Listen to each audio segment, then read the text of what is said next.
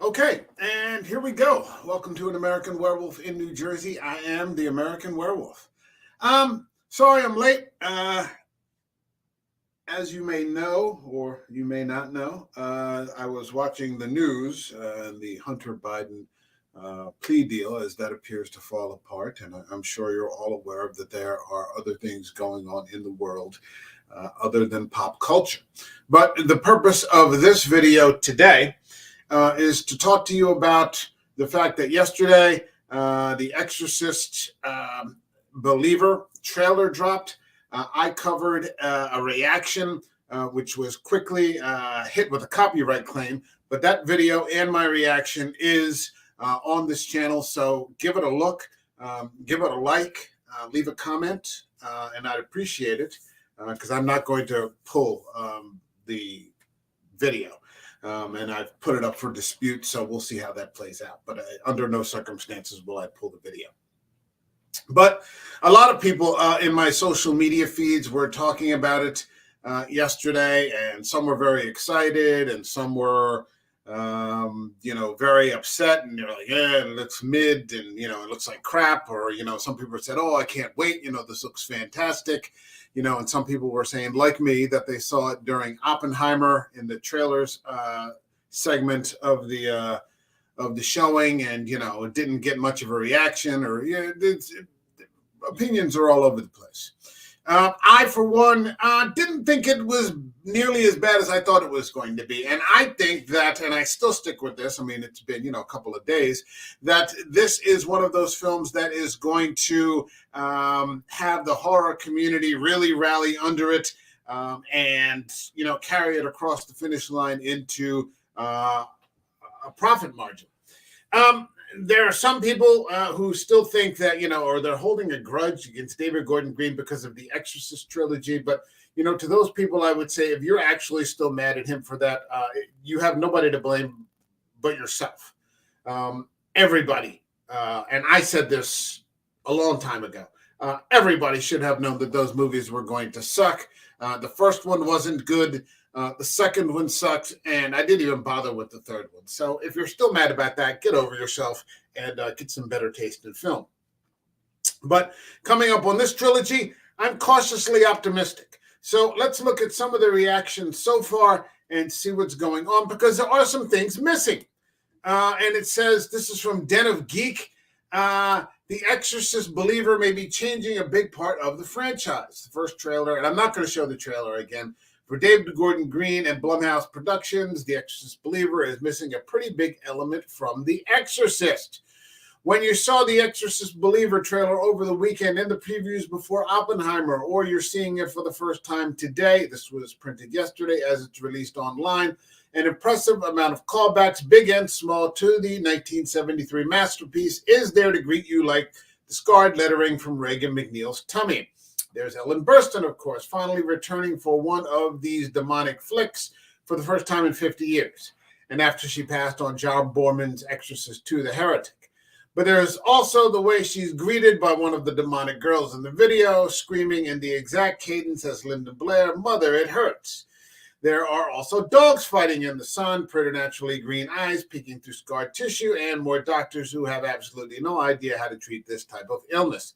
Hell, you even have to respect Blumhouse and writer-director David Gordon Green for subtly evoking the infamous original Exorcist teaser, which was subsequently banned in 1973 for risking seizures and just scaring the bejesus out of theater patrons. Once again, we have trailer punctuated by images of possessed little girls being frozen in strobing black and white freeze frames.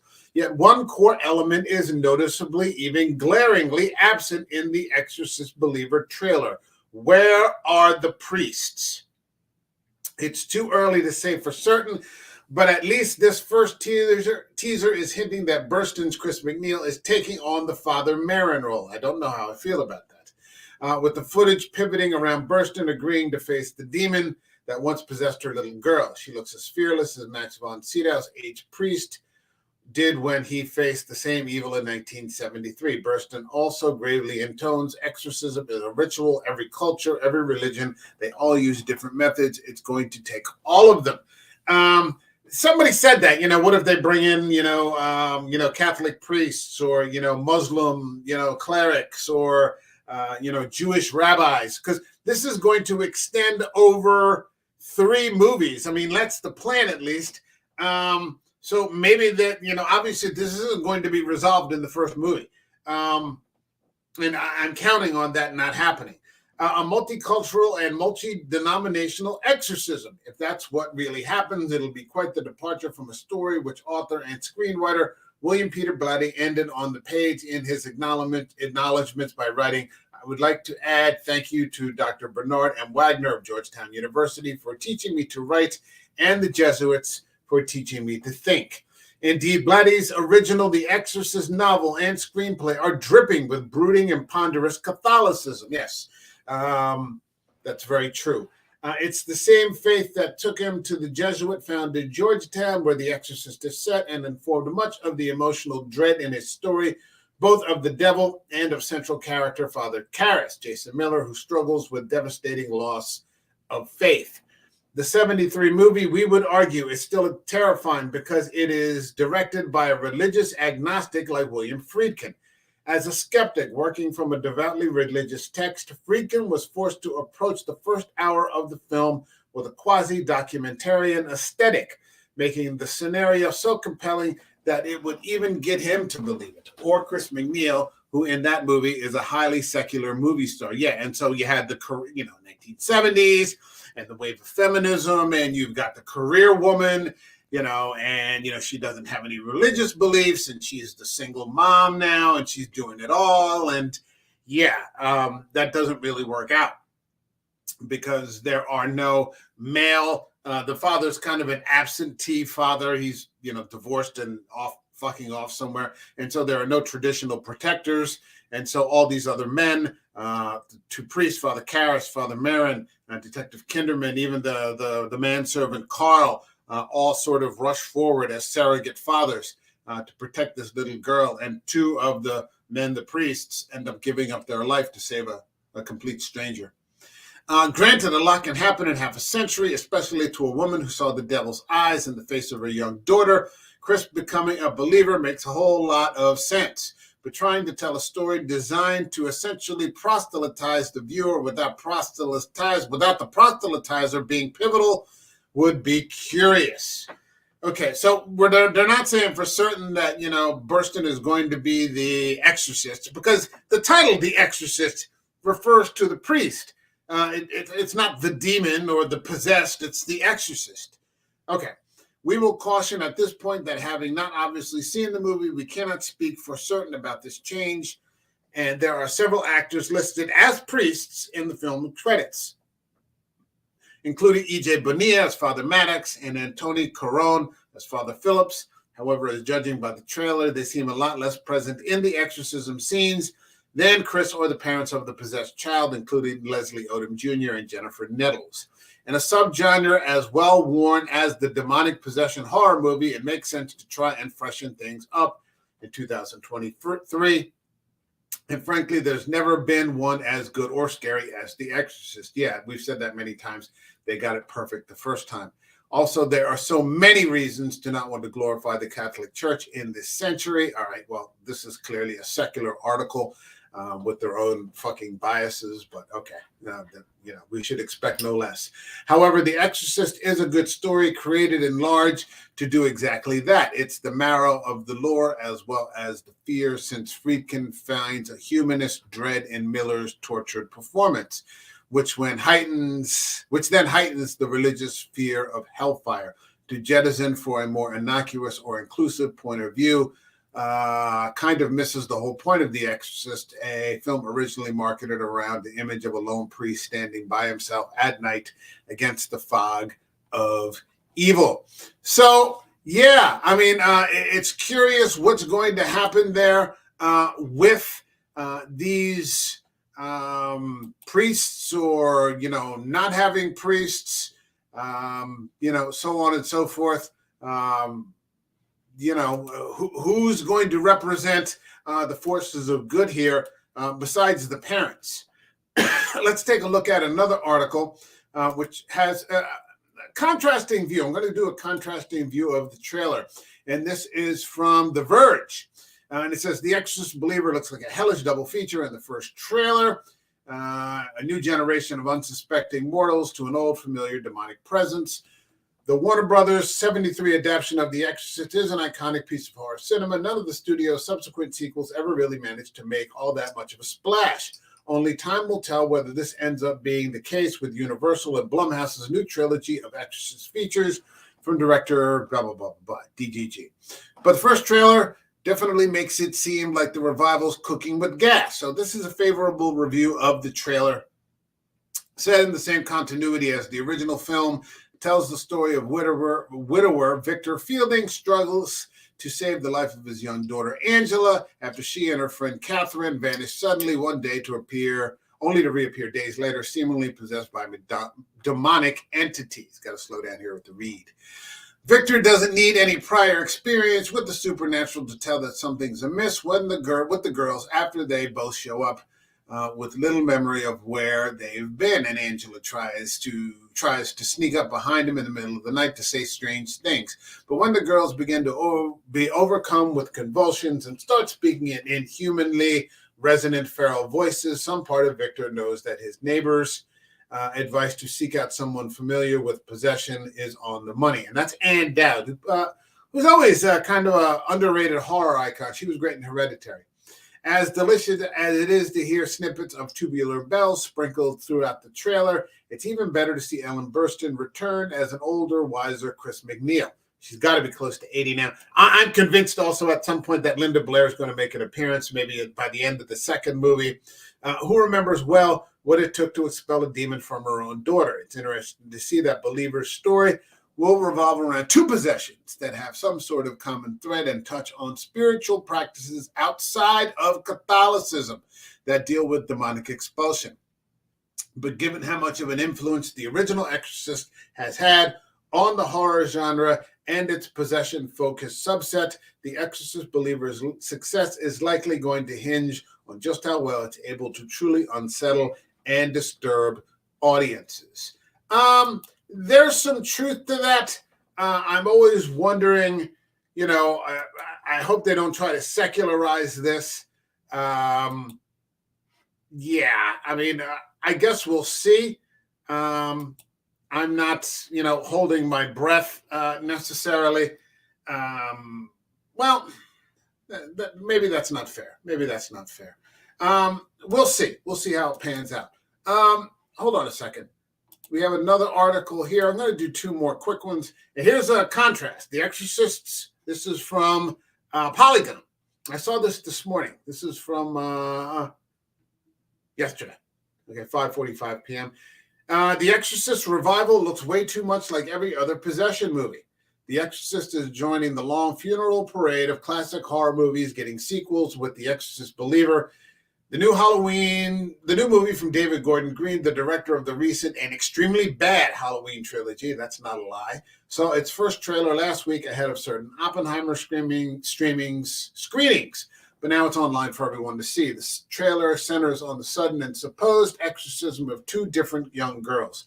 Both girls are placed in the hospital and exhibit symptoms of possession, but professionals are still wary to call it anything so supernatural. So the parents of the girls bring in an expert, Chris McNeil, the mother from the original movie, played once again by Ellen Burstyn. From there, the trailer devolves into one-note references of the original movie, including a strange picture of Reagan, Linda Blair, which appears to be a wholesale rip from the post for Sarah T., Portrait of a Teenage Alcoholic, another movie Blair was in. As with any movie, there's still a chance that what's really going on here is a bad trailer rather than a bad movie being advertised properly. But the real shame, at least based on this first look, is that it seems so similar to so many other movies about exorcisms and possessions. Half of the scenes in this trailer could have been from the Pope's Exorcist, and you'd barely know it, which I did not see. I did see Nefarious. Nefarious is an amazing possession movie. One of the best movies I've seen all year. While most people only know the original Exorcist, it's actually one of the best and most interesting horror series ever made. The first is, of course, a classic, but the second features a fascinating dual narrative that features in part on how Regan dealt with her life after her possession.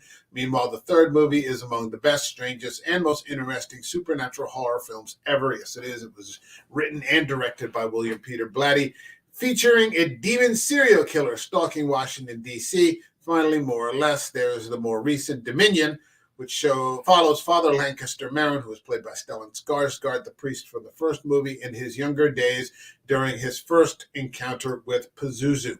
Each and every one of these movies is worth watching and interesting in its own way. Yeah, that's largely true, but most importantly, very unique. But hopefully, when The Exorcist Believer comes out on October 13, it will be a pleasant surprise. So that's a not so favorable review, but they're not knocking it directly. They're just saying, look, this doesn't look like it's really going to hit it out of the park. And finally, we've got one more article here. Hold on a second, because my cat's being annoying. Get out of here, cat, you stupid cat. And this is from IGN. Get out of here. The Exorcist Believer isn't an Easter egg movie like Halloween. Okay. David Gordon Green breaks down the trailer for his new film as well as what lies ahead for his trilogy. If you thought David Gordon Green was going to take a break from the horror genre after spearheading Blumhouse's recent Halloween trilogy, which was profitable, I think every one of those movies made at least $100 million in profit, something along those lines. So they were profitable. Think again. I didn't like them, but they made money. Green reteams with Jason Blum's production company to put his spin on another storied horror franchise for yet another planned trilogy. The Exorcist Believer will serve as a direct sequel to 1973's masterclass, The Exorcist, blah, blah, blah. As you may gather from the new trailer that dropped, Green's wasting no time to reunite franchise fans with familiar faces and plunging them into unholy fights that reckon with demonic intervention. While some might be tempted to assume Green might mimic his blueprint for Halloween, Halloween Kills, and Halloween Ends, that's not his intention. It's a whole new ballgame, switching modes from seasonal slasher to religious psychological thriller territory. It's not an Easter egg movie, assures Green. I had a lot of fun seeing what some of the old cast were up to on Halloween and making callbacks to all of the Halloween movies. Green assured us that The Exorcist isn't that type of fun, referring to the campiness of slasher kills, body counts, and Halloween that won't translate for his vision for The Exorcist Believer and beyond. The Exorcist is more academic and psychologically horrific, which Green notes is a major reason why he jumped right into another horror franchise after spending years with Michael Myers. Green cites 1973's The Exorcist as an influential horror film that left quite an impression on his childhood self. I wasn't particularly looking to continue in horror, he explained. I'd said a lot in 3 films and was contemplating what comes next, but The Exorcist was too amazing of an opportunity to pass up. Other movies from the franchise like Undertow and Joe, movies from the filmmaker like Undertow and Joe, show Green as a writer and director who loves complex characters dealing with extreme scenarios, which plays right into his approach toward The Exorcist Believer. We could exercise new muscles, try something different, and utilize our drama tools in horror environments. Even though Green is sidestepping the Exorcist sequels and only recognizing the canon of... Now, see, this is... Okay, only recognizing the canon of William Friedkin's defining horror classic, that's not to say that this new trilogy will be a total retcon. We're not dismissing the other sequels. They're just not a real relationship. When asked about the passage of time between films and if the demon's original Pazuzu would return, Green confirmed, "We use a new demon, no Pazuzu. We feature a demon who studied demonologists might know." All right, so we feature a demon who studied demonologists might know. The Exorcist Believer will follow the footsteps of Friedkin and Blatty, living in a realm of theologically thrilling ambiguity that emphasizes the psychological mind games played between priests and devils. Our film asks some questions, gives some answers, but doesn't spell it all out. What is clear is that The Exorcist Believer will feature returning characters, or at least one big return in Regan McNeil's mother, Ellen Burstyn. According to Green, Burstyn's inclusion was a major reason as to why he even took the gig. What I really was moved by was the mother-daughter story and bringing that up to speed, up to date, and bringing Chris McNeil back after so many years. Again, I think Linda Blair's right around the corner. Burstyn is an Oscar-winning legend of the stage and screen whom any filmmaker would leap to cast. It was an opportunity too monumental for Green to pass over. I had an idea that I was really passionate about for her character 50 years later to collaborate on. He says, we see this touched upon in the trailer as she's dragged back into another possession case, this time with two schoolgirls as victims. Flashes of Chris's memoir and interview clips on YouTube suggest she's become somewhat of a celebrity professional on the subject.